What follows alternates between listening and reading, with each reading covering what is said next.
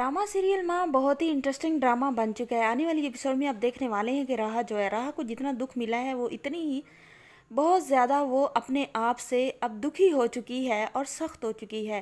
राह जो होती है जैसे इसी तरह उससे बदतमीज़ी करने लगती है तो वो भी उसे एक थप्पड़ रसीद कर देती है, जिसकी वजह से सिद्रा और उसकी माँ तो हक्का बक्का रह जाती हैं।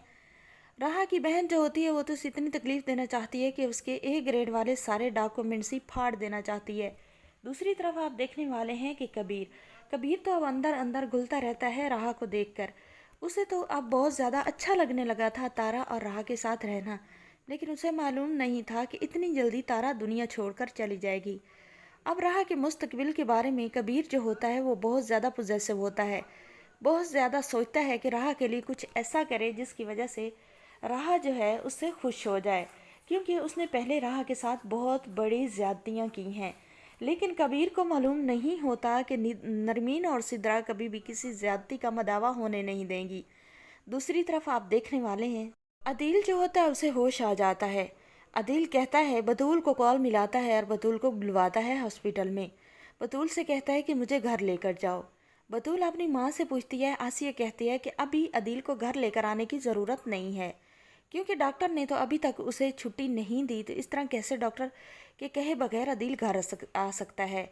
अदील कहता है कि मैं यहाँ के इन्वायरमेंट से बहुत ज़्यादा तंग आ गया हूँ, मैं घर आना चाहता हूँ, किसी तरह मुझे घर लेकर चलो।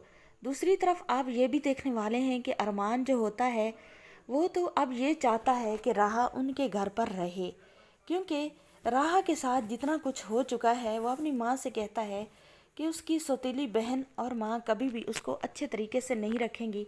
मामा आप राह को यहाँ पर ले आएँ और यहाँ पर वो स्टे करे, यहाँ पर रहे, यहाँ पर हम उसे समझने वाले तो हैं।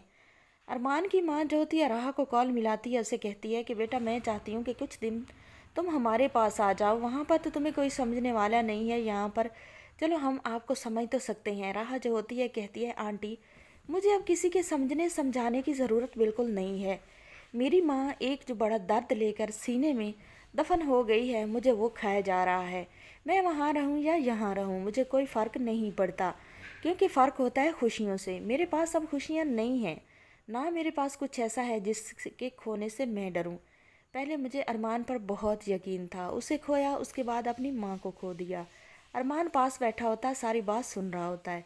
अब अरमान जो होता है वो सोचता है कि ऐसा क्या करे कि राह का दिल जीत ले, लेकिन अरमान भी अब नाकाम होने वाला है, क्योंकि राह अब पत्थर बन चुकी है। राह कभी भी अब अरमान के पास भी नहीं जाएगी और ना ही अरमान से शादी करेगी। लेकिन अरमान के दिल में राह के बारे अब शकूक पैदा हो जाएंगे। वो ये समझेगा कि ये बॉस से मोहब्बत करती है जहाँ पर जॉब करती है।